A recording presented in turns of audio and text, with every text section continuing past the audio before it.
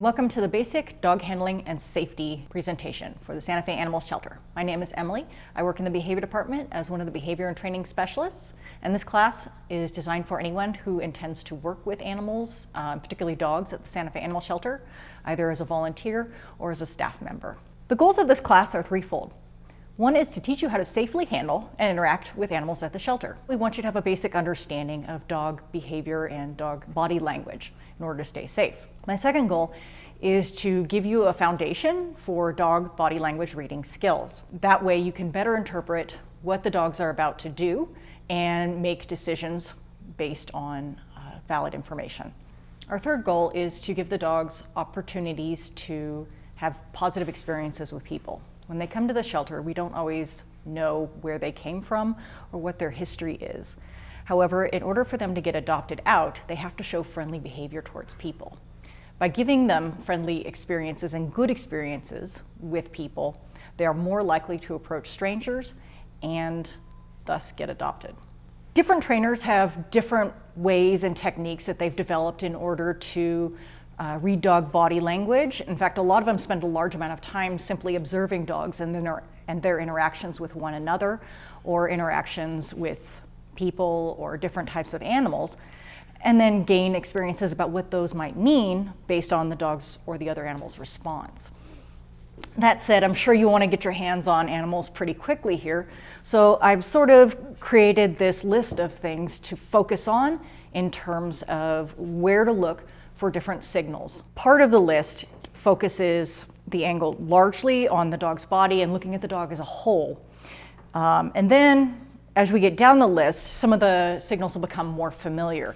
Most people have a basic understanding of some dog body language and recognize that a dog wagging his tail is usually a friendly behavior, although be cautious because it isn't always. Or that when dogs have their mouth open and are panting and approach you or lick you, that might be interpreted as friendly. But when it comes to some of the actual skills of reading dog body language, we want to look at patterns of signals. So when you're looking for dog body language signals, look for at least 3, if not more. Groupings of 3 are going to give you more information about what it is that the dog is trying to convey to you, as well as give you better information about what you should do next. We'll start off with energy and activity level. When I'm talking about energy and activity level, I'm really talking about the dog's arousal level.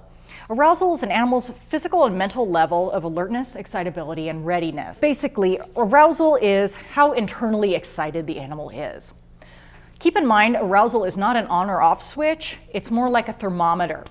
It can gradually raise, and when arousal raises too high, then the dog can erupt into aggression. When it comes to arousal, we like levels to be sort of low to mid-range. You might notice that this presentation, for your convenience, is color-coded, and the signals are divided into friendly signals and warning signals.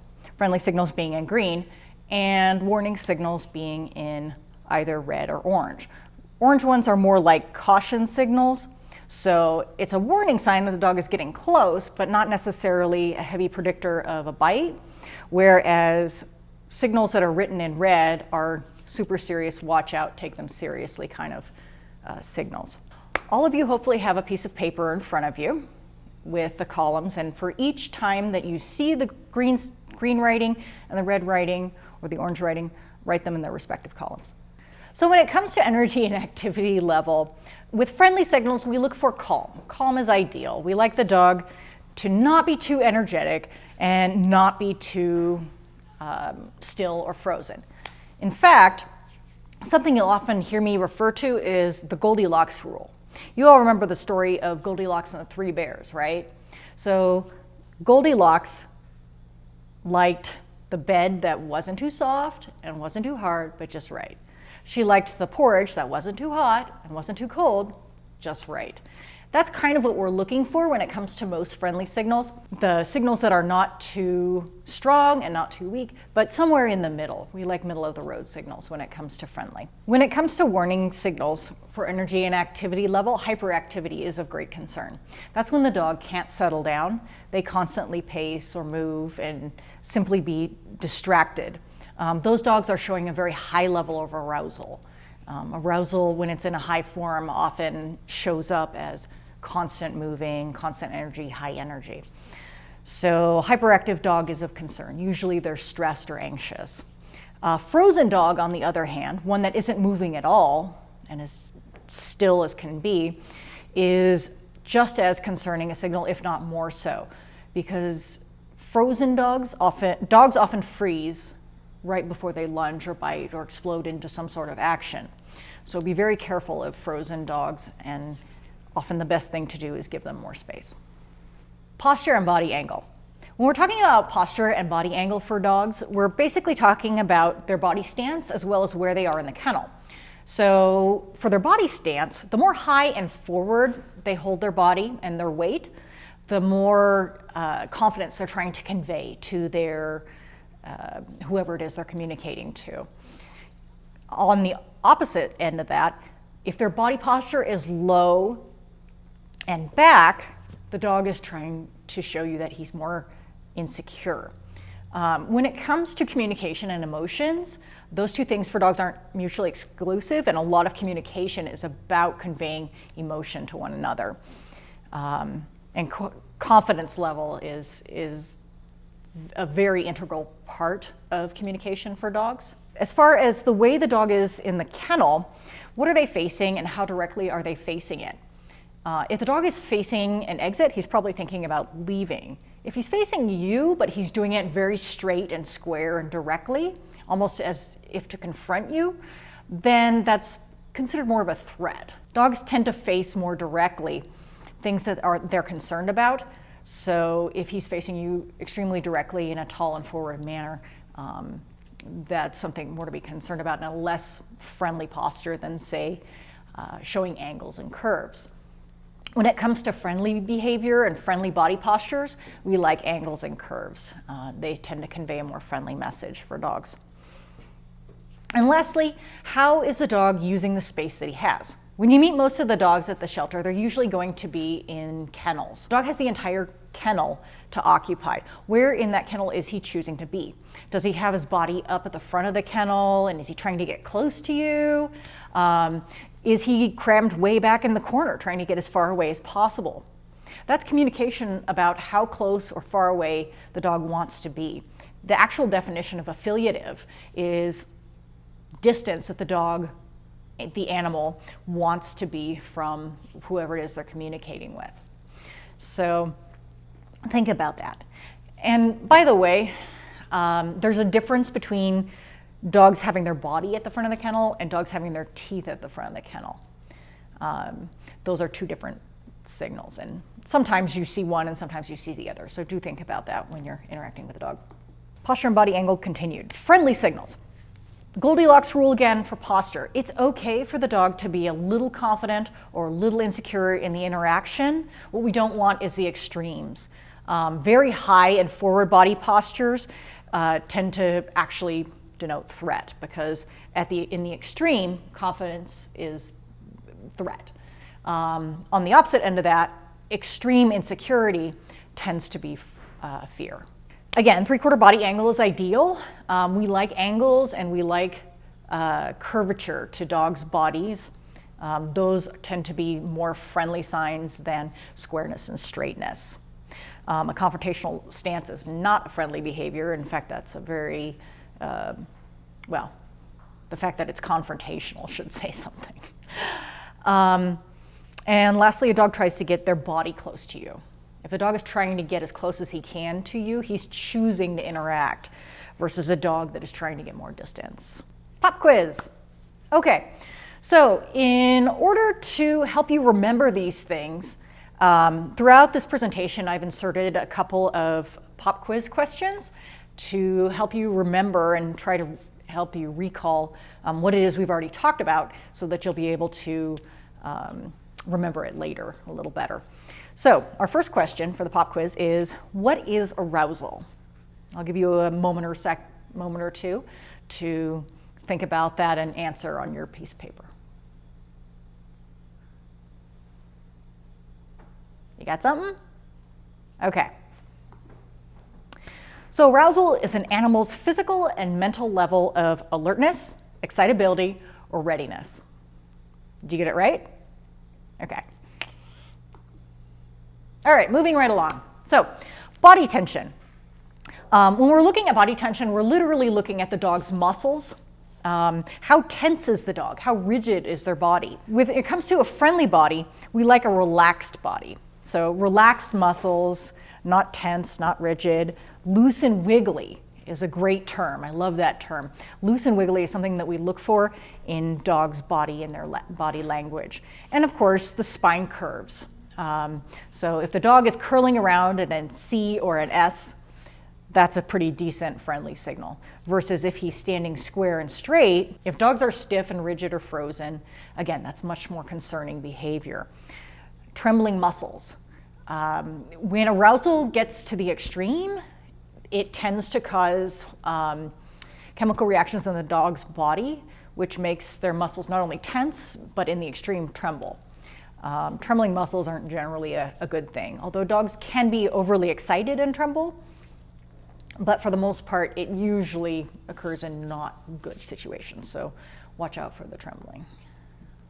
Okay. So now that we've covered sort of the global ways to look at dog body language, we're going to narrow our focus a little bit and look at more minute ways to look at body language. And these are things that we typically think about when we think about dog body language.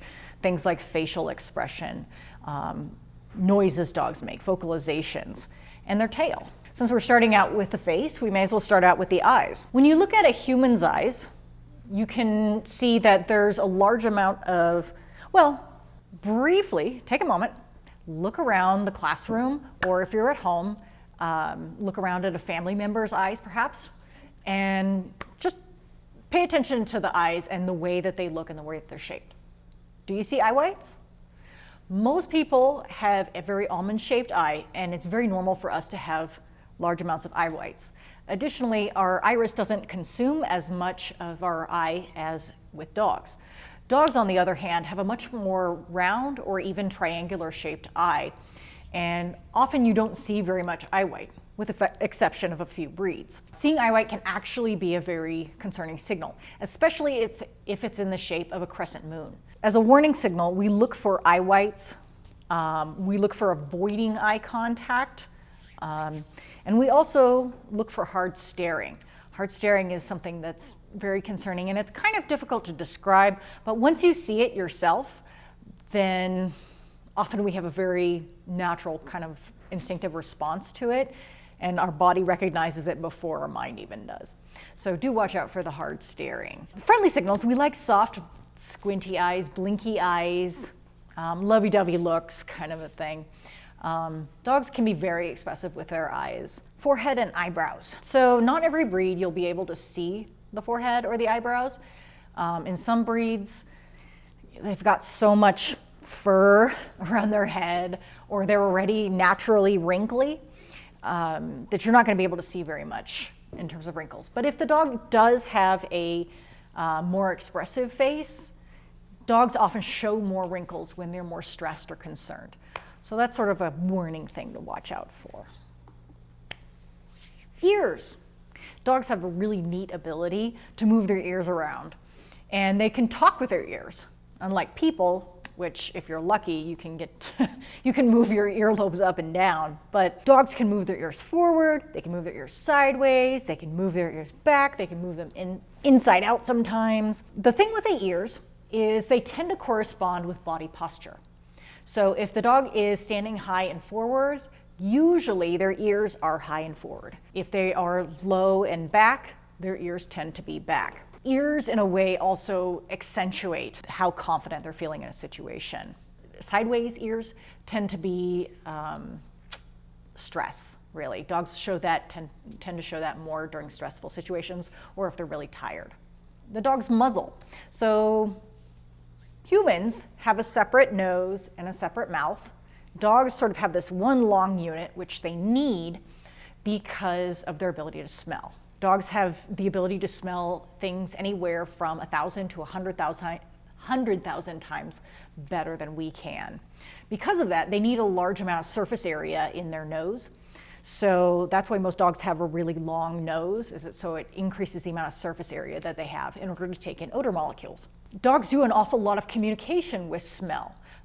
They smell each other. Smelling is part of their greeting ritual, and they can smell changes in our body chemistry. More recently, they've been used to detect low blood sugars and high blood sugars in diabetics. Unfortunately, when it comes to our senses of smell, humans are a little handicapped. We're not that good at smelling changes in the dog's body. However, we can make up for it with our eyes. We can see if the dog is smelling.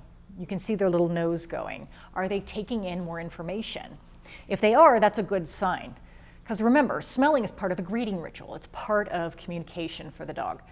If they're not smelling, the dog is basically walking up to you and putting his proverbial hands in his pockets rather than reaching out his hand to shake hands. Lips and teeth, the mouth of the dog.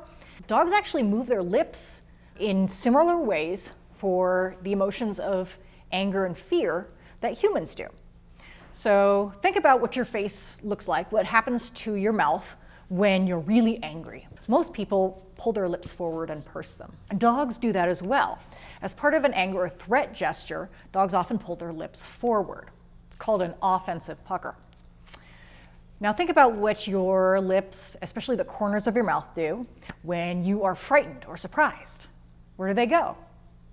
They go down and back generally. Dogs are the same way. Part of their fear facial expression is to bring the corners of their lips down and back. We can also get some information from the dog's jaw as well, mostly in terms of tension. Facial tension is never generally considered a good, friendly signal. When dogs clench their jaw, they often do that actually as a pretty good predictor of a bite. It's okay for dogs to have their mouth shut, but ideally, my favorite dog face is when they have it open. People have often said that dogs smile, and they kind of do. That open mouth look with their tongue hanging out and the panting, that really is associated with friendliness. There is a situation where dogs will open their mouth and pant because they're stressed, and that's different in the sense that their tongue is usually more in their mouth, and you see an awful lot more wrinkles. There's a lot more concerning wrinkles around their face, especially around the corners of their mouth. And their panting is usually faster. We'll talk a little bit more about stress a little bit later. Lastly, hackles. This is kind of a lay term for the fur that stands up on the back of your dog's neck when they get really excited. This is an involuntary response. The dog doesn't control it quite the same way that they do their tail or the corners of their mouth. It's something that happens in response to certain types of stimuli. Think about goosebumps or when the hair stands up on the back of your neck. You can't really control that, right? It just sort of happens. So dogs are pretty much the same way. And some dogs get a little bit of hackles up at their neck, and some will get it all the way down their back. I've seen butt hackles, and I've even seen puffs on their tail. It's really kind of interesting and cute. So stress is both a behavioral and a physical reaction. Stress occurs when the demands from the environment exceeds the animal's ability to cope. It can happen in a variety of situations, but there are some stress reactions that we tend to think about and often use synonymously with stress, such as anxiety, fear, frustration, boredom. We often don't think about boredom as being stress, but it most certainly can be. When you think about the dogs that are in kennels for extended periods of time, they become stressed because of the boredom and the extended amount of time being in the same situation. Anger can also be a stress reaction, as well as suffering. Pain in and of itself is a physical reaction. Suffering is the mental interpretation of pain. So suffering is a form of stress. Pain is the physical sensation of injury. The physiological reaction of stress can have several observable effects on an animal. One of our big hallmarks is suppressed appetite. We also use food as a form of gauge to figure out, is the animal so stressed that they're mentally not there? Their ability to learn and take in new information is impaired, and their thinking goes basically from logical and rational to emotional and reactive. All stress signals, by the way, should be considered warning signals. They're not necessarily predictors of bites, but the dog isn't exactly showing you friendly signals either. So warning signals or stress signals include things like licking or tongue flicking, shaking off, stress wrinkles, turning head or face away. A lot of stress reactions you might notice are things that tend to occur out of context. For instance, yawning. If the dog gets up from a nap and yawns, it's probably not a stress signal. If the dog is in an intense social interaction and he begins yawning, it's probably a stress signal. The same thing with shaking off. If the dog shakes off and he's wet, it's not a stress signal. If he shakes off even though he hasn't been anywhere near water, it's most likely a stress signal. Vocalizations. In general, vocalizations are going to vary by pitch and intensity. Pitch meaning how high or low the sound is, and intensity meaning how loud the sound is. In general, the more intense the noise that the dog is making, the more urgent they feel the message is. As far as pitch goes, super high-pitched noises such as cries, whines, yips, screams, yelps, those tend to be distress noises. They're calls for help. Deep, low noises are threats. Think about the fact that if you are an animal trying to make a threat, you want to make yourself seem as big as possible, and bigger animals tend to make deeper noises. It's going to vary a lot depending on the individual breed. So what might be high-pitched for a Great Dane might be very low for a little Chihuahua. When it comes to friendly vocalizations, we like the mid-range stuff. Kind of that Goldilocks rule again. So not too high-pitched, not too low, but sort of light in there and soft. Warning signals include those extremes, the really high-pitched noises or the really low-pitched noises, but also keep in mind some dogs just aren't that verbal, and some of them won't bark very much or make too many noises. Others seem to do it all the time. So vocalizations are a very personal thing for dogs and a very individual thing that's often affected by breed. There are even certain breeds that have noises that are specific to them. Think about a beagle or a hound dog. They have that characteristic bay that's fairly characteristic and typical for hound dogs. It's something that only hound dogs do. And finally, we come to the end of the dog, the tail. Do keep in mind, though, wagging tail is not always friendly. Tail wagging is directly related to internal excitement or arousal. So the more excited a dog gets, usually the more their tail wags, although that excitement may not necessarily be a good thing. There is some information that you can gain from the tail, though. Some pretty decent studies show that a tail can accentuate the dog's body posture and confidence. So the higher the base of the tail, the more confident a dog is trying to show you he is. The lower the base of the tail, the more insecure the dog is. And when you think about dogs that are really afraid, often they have their tail tucked. Dogs that show high confidence will sometimes put their tail up really high over their back and wag it back and forth really stiffly and really quickly. This is referred to as flagging, and that's a huge red flag signal. Dogs often do that right before they lunge. The other information that you can get from the tail is how loose and wiggly the actual body is. If the dog is wagging his tail so hard that literally the tail is wagging the dog, then is his body very stiff? I don't think so. It's quite literally the definition of loose and wiggly. So when it comes to friendly tail, we kind of like mid-range, but it's okay for it to be a little high or a little low, as long as we don't have those extremes. And we definitely like tails that wag the whole body. Those are very nice, friendly signals. With those warning signals, it's the very high or the very low tail that does concern us. Oh, we got another pop quiz. Name 3 body signals associated with stress. There's a huge list of them there. Hopefully you noticed and wrote down at least some of them. So go ahead. You got them yet? All right. And there they all are. Hopefully you got at least 3 of them. And of course, don't forget breed differences. The dog is the most physically different creature on the planet. It's absolutely amazing that a pug still has all the same genes as a English sheepdog, and it only varies by a little bit. We've had dogs domesticated for centuries and selectively bred them for so many different jobs and purposes that we ended up with such a wide variation in size, shape, color, fur coat, face length, and behavior depending on what we needed the dog to do at the time. When reading a dog's body language, it is important to keep these things in mind. That way, if you come across a dog that is difficult to read because of his or her breed, you have the tools needed to see other signals that might be more obvious. That way, you can make a better informed decision about how to go about interacting with that dog. Next, let's look at some videos and test your body language reading skills.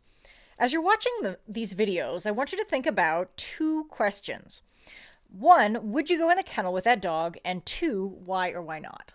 I underlined ing in this particular slide because when we're describing dog body language, we're trying to be objective and describe usually actions. So for instance, the dog is sitting, the dog is standing, the dog is licking, the dog is barking. All those things I can add ing to the end because they're verbs. When we say things like the dog is going crazy or the dog looks curious, those are our interpretations of the dog's signals, and I can probably argue that with you. Maybe I don't think he looks curious, maybe I think he looks angry. Interpretations are often arguable and you have to support your point. It's much easier when you describe body language simply to actually talk about the actions and what the animal is doing. Okay, you ready? Here we go.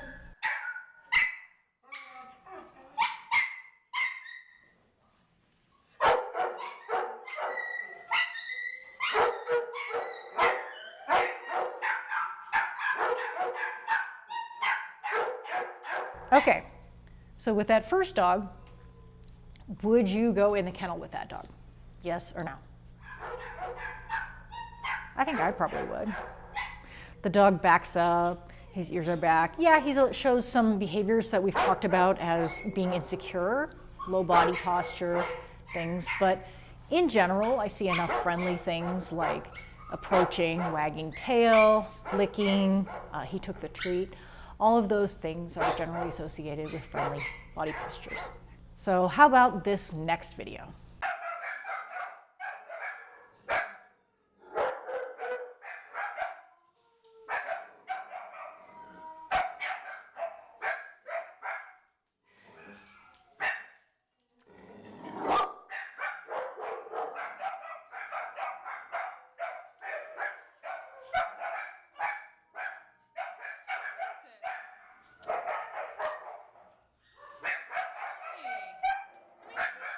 Pretty different than that first video, huh? This video in particular shows a lot of eye white in the dog, and what I've been talking about when I say eye whites. I'm looking for that crescent moon. You'll also notice that he's not in the front of the kennel, he's sort of mid-kennel and eventually retreats. He tries to get more space between the person taking the video and himself. So that's not generally a good sign. Hopefully you all decided not to go in that kennel. So here's the next video. We're looking at the yellow dog, not the little black one.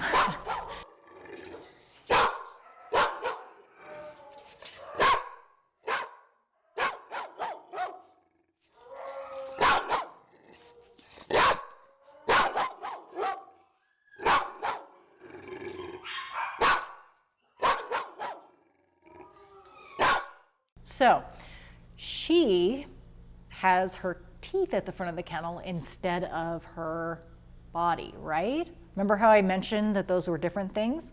Have you noticed the difference? Hopefully you have. Also, I saw eye whites in that dog. I see stiff body. Did anyone notice that her tail was wagging? It kind of was, wasn't it? Remember, tail wagging isn't always friendly. That's a response that the dog has in response to arousal. Okay, so hopefully none of you decided to go in the kennel with that dog. So here's the next video.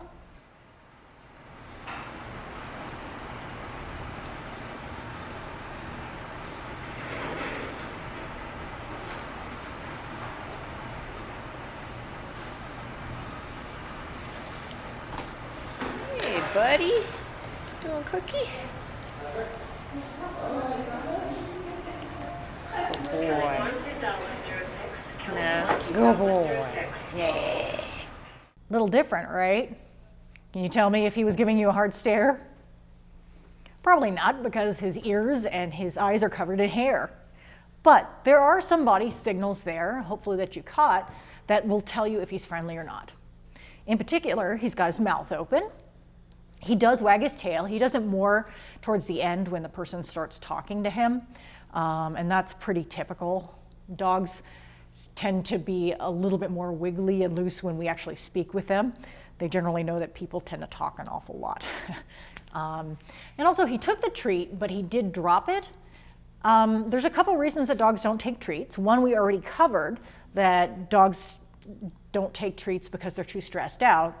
But they can also not take treats or take treats and drop them because they're full, or they simply don't want what you have to offer. I think in this case, it was that last one. Okay, so hopefully you all were okay going in the kennel with that dog. Here's another one.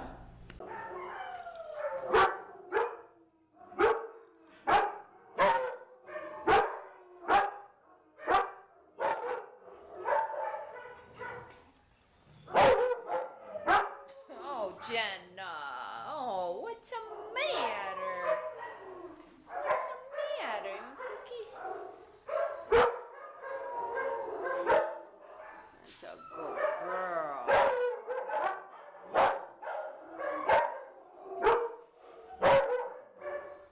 Yeah, a little different, right?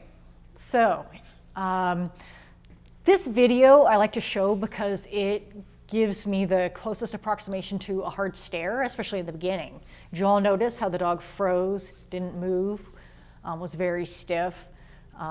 Yeah, she had her ears to the side, so she might have been conflicted a little bit, and that's normal. Dogs can be conflicted. If you see a mix of signals that are questionable and red flag signals, I would definitely give more weight to the red flag type signals. And her body language did change when she was offered the treat and the person talked to her. But given her initial behavior, I would hope that she would not want to go in the kennel with that dog. She probably needs some more work and some more time in order to calm down and show better behavior when people approach her. So, okay, here's the last video.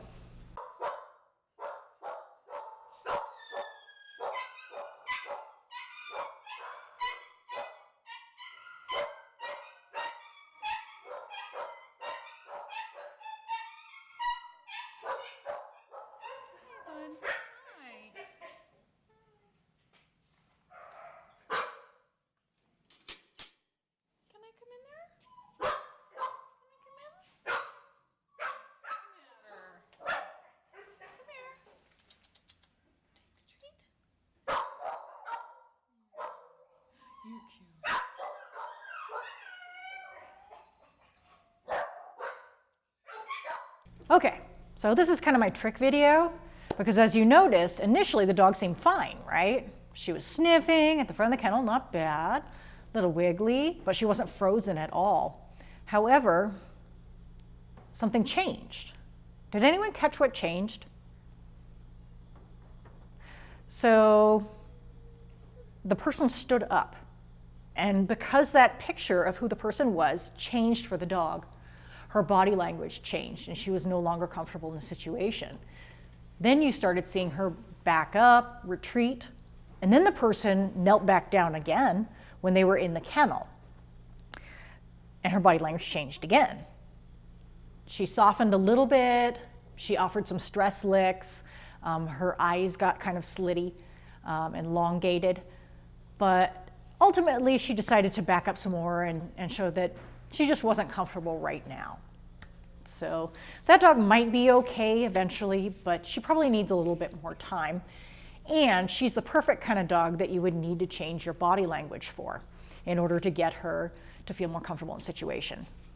Interacting safely with a dog using non-threatening body language. Most of the dogs that you meet at the shelter will be all too happy to greet you and wag their tails and jump up and absolutely thrilled that you were even thinking about entering the kennel with them. Those dogs you don't need to worry about quite as much. They're already in a really happy mood and willing to tolerate some human behavior, I guess. It's the dogs that are shy or reluctant to approach or a little bit more scared. Those dogs are the ones that you're going to need to adjust your body language a little bit for. So what you can do is adjust the way that you stand to make yourself seem as non-threatening as possible. When humans greet in a friendly manner, we tend to approach head on, stare directly at whoever we're talking to or greeting, and then hold out our hand. If you remember back to dog postures, facing directly and approaching directly is confrontational for dogs. They're not comfortable with that if they're already in a stressed or fearful type of mood. How dogs interact with us is heavily affected by their own individual mood. So what we want to do is make ourselves look as non-threatening to them as possible. Turning to the side is a much less threatening posture for a dog. If you're meeting a new dog for the first time, it's not generally a good idea to kneel down in front of the dog unless there's something in between you, like a kennel door, to protect you. Sometimes I'll do this from the outside of the kennel, especially if there's one of those glass kennels or the kennel is a bar front. I'll kneel down and talk to the dog softly while sitting sideways, and that often is enough to get some dogs over their fears or concerns about me. If you're freely in the kennel already with the dog, or you're trying to look over the top in one of the Dutch door styles, you're probably going to have to open it up and maybe just curve your head a little bit and try and put some curvature in your posture. That's really the best you can do. And sometimes that's usually enough, and the dog might show some more friendly type behaviors. Also, talk to the dog. Talk to them softly and lightly. Those tend to be more friendly sounds to dogs and more attractive as well. They're more likely to approach. The most important thing that I can emphasize to you about interacting with a dog and being non-threatening is inviting the dog into your space rather than invading theirs. Invading a dog's space can be interpreted as anything from a threat to a challenge to who knows what. It's much more empowering for the dog to give them a choice. Then they have the freedom to either approach or not, and it's not so much pressure for them. It's also much safer. A lot of bites happen because people aren't respectful of dogs' space and they go over and reach into it or invade it. If any of you have dogs at home and you pet dogs elsewhere and then come home to your own dogs, he sniffs your pants, right? Your pants and your shoes. It gives you the third degree about where you've been. Dogs are very good at gaining information simply by sniffing our pants and our shoes. Not only does our odor tend to travel down, but shoes also are very good indicators for dogs about where we've been. Remember, this is an animal who smells anywhere from 1,000 to 100,000 times better than you. All he needs is the information from your shoes and your pants. Somewhere we got it in our society, the idea that if you want to greet a dog, we're supposed to stick our fist in their face. All that does is give the dog something to grab onto. Don't do that.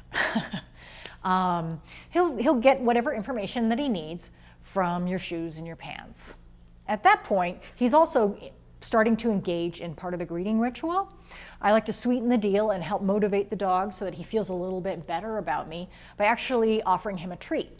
If this is an unfamiliar dog, one that you've never met before, it's probably the best plan to just drop the treat on the ground.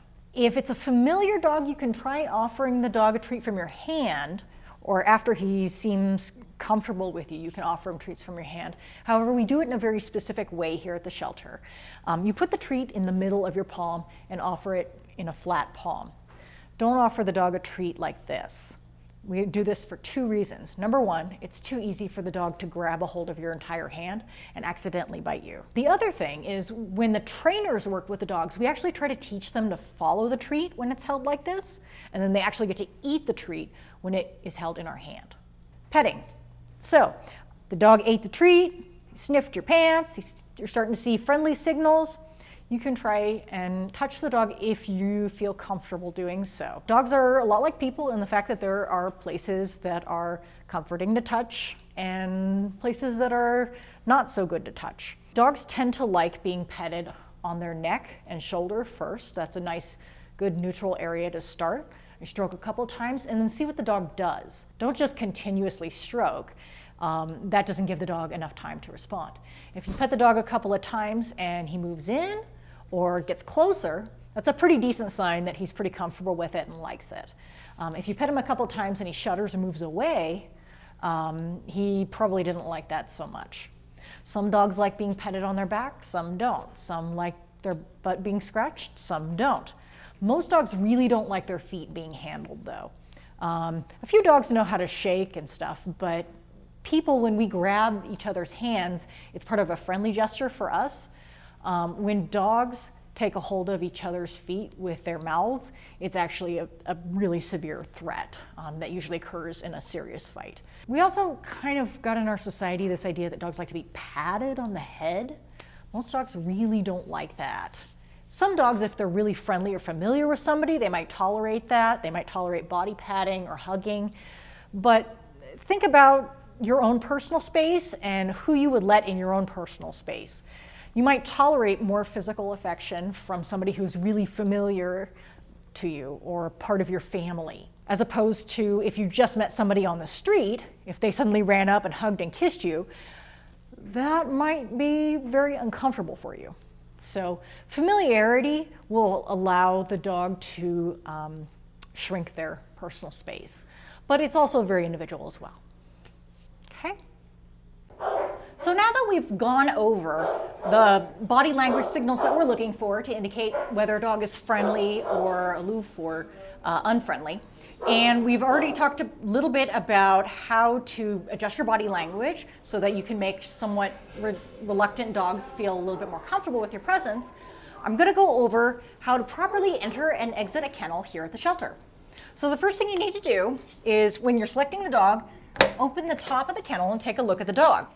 This is the important part, and the whole reason why we went over dog body language earlier. The idea, we're looking for our friendly signals here to make sure that the dog is comfortable with our presence and is okay with us entering the kennel. With LeBron here, I do see that he is pretty relaxed. His tail's wagging, he's soft, his ears are forward. I'm pretty comfortable going in the kennel with this dog. However, if you aren't comfortable going in the kennel with any dog, you don't have to. In fact, I'd rather you didn't go in a kennel with a dog that you're not comfortable with. Simply go and choose another dog and start from there. So the next thing that I need to do before I enter the kennel is make sure nobody's coming. So I'm listening for dog on deck. I don't hear it. Our hallways look clear right now. And now I need him to have 4 on the floor. As it so happens, he's already got 4 of his feet on the floor. If he had jumped up onto the kennel door, I would simply stand here and wait until he was no longer able to maintain his balance on the door and would fall off. So he's got 4 on the floor, because 4 on the floor opens the door. Next, I'm going to take some treats, show him that I have some treats, and toss him so that he's distracted and I can slip in now that he's not right next to the door. Hey, buddy, come here. Good boy. It's important to invite the dog into your space rather than violating theirs. Good boy. Hi. And if you're still not sure, or he still seems a little reluctant at this point, I could offer him some more treats from flat hand or drop him on the ground. Good boy. Hi, LeBron. Okay. At this point, if I were going to take him on a walk, I would harness him up and take him out. It is important that when you are interacting with the dogs in the kennels, not to have your body or head over the dog's body or head as much as possible. Mostly because when the dogs get excited, they sometimes jump up and they'll get you in the chin or the face, and it's really uncomfortable. It's not pleasant. So now I'm ready to exit the kennel. I do want to double check and make sure that the hallways are in fact empty, which they are. I don't hear dog on deck, so the hallway is clear. Dogs coming through the hallway have priority over people entering and exiting the kennels. So it's okay right now. I'm going to get LeBron's attention again with some treats, throw him in the back, so now he's distracted, and back out of the kennel.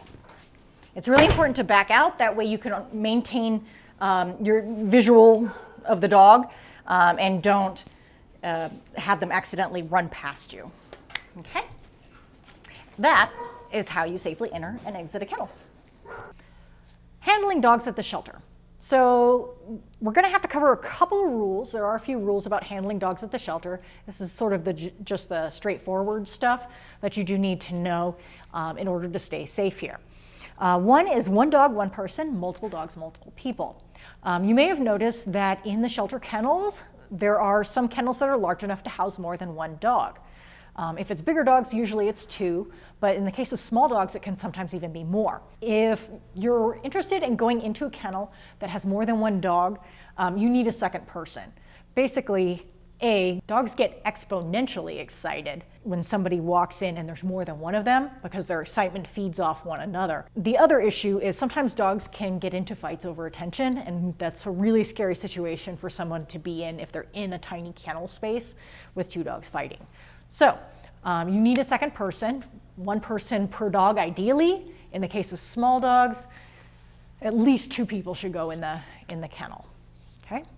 Listen for dog on deck. This is something that people who walk through the kennels shout if they have a dog with them. There are certain rules about moving dogs through the kennels, and although after this class you haven't had the class to actually walk dogs, it is important for you to be aware of where dogs might come from, and that dogs that are in the hallways get priority over people entering and exiting kennels. So listen for dog on deck.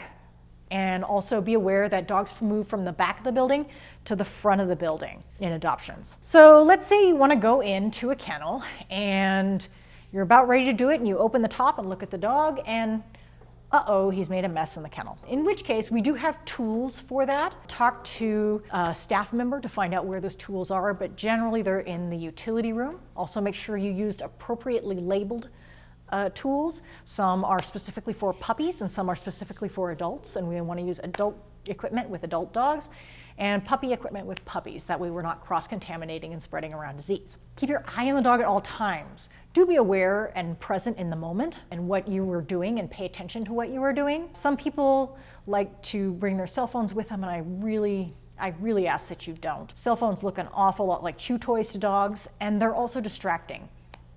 So leave your cell phone in the car, lock it up tight, or put it somewhere safe, and just be with the dogs and spend your time focusing on what you're doing. Be aware of the dog's personal space. I don't think I can emphasize that one enough. Always, always, always be aware of the dog's personal space. Try to avoid invading it, and always invite the dog into your space until you are absolutely sure that dog is totally comfortable with you. Okay? If a dog escapes, okay, so dogs escape, it happens. You're not expecting it, and Fido, when you try and open the top of the kennel, flies out and runs around in the hallways. The first thing we want you to do is yell, "Dog loose," and try to get the attention of the staff. Most of the dogs are familiar enough with our staff members, especially our behavior staff members, that they'll actually just come right to us when we call them. Even if they don't, they're familiar enough with us that we can handle them and catch them much more safely. What we really don't want you to do is corner the dogs and make them frightened. It just leads to bad stuff. Something else you can do to help us is close the kennel the doors that go to the hallways and things. That way, if the dog is loose, he's still in a relatively confined area and he's not going to escape and get really loose. Let staff know if you think a dog is sick. So those of you who have dogs of your own at home, hopefully you recognize symptoms, but anything abnormal you can certainly ask about.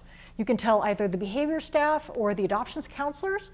What we really need to know is what the symptom is. We also kind of need to know roughly what time you saw it. You know, like it happened in the morning around 10 is kind of nice for us to know. We then let the vet staff know, and they come and visit those dogs on their daily rounds. If an animal gets hurt or an animal hurts you, please tell staff immediately. You learned in the orientation about our rules for bites, and I cannot emphasize that enough. It's really important to notify staff if you are bitten, especially if you might need medical attention, or even if you don't think you need medical attention right away, that may change later. We have paperwork, we have procedures that need to be followed when you're injured or when a dog is injured. Only staff and volunteers are allowed to go in the kennels. So you're a volunteer, you've now been trained, and as of taking this course, you are allowed to enter the kennels in the adoptions area. The public, we don't always know how they're going to behave when they're in kennels. They may frighten dogs, and frankly, it's really better for both the people and the dogs if they meet each other in neutral areas. That's why when the public asks, can I go in the kennels, the right answer is, let me take you to an adoptions counselor and he can help you. How about you fill out this blue survey? That's what they usually need you to do. And they'll help you to meet Fifi or Fido or whatever the dog's name is in a much more comfortable room. That's what we have cuddle rooms for. Or outside in one of our play yards. So the dog has lots of space and you both have lots of space to get to know each other. The other thing about the puppy room is because puppies haven't always had all of their vaccines, they are especially susceptible to disease.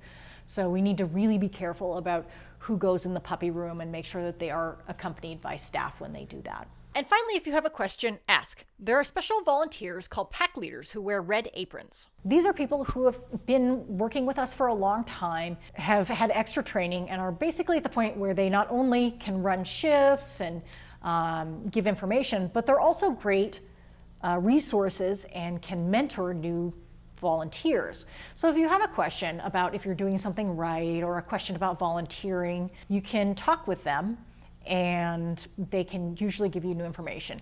In fact, it's a really great idea the first time you come in to practice with dogs is to come and find a pack leader and say, hey, I'm new. Can you make sure I'm doing this right? We also have plenty of staff members to answer your questions. You can ask a volunteer coordinator about volunteer questions. Sometimes behavior staff understands the dog's behaviors and can give you information on that. Certainly we want you to ask questions rather than guess what the answers are. Oh, one last pop quiz. If a dog approaches you and offers friendly body signals, where should you pet them first? You got it?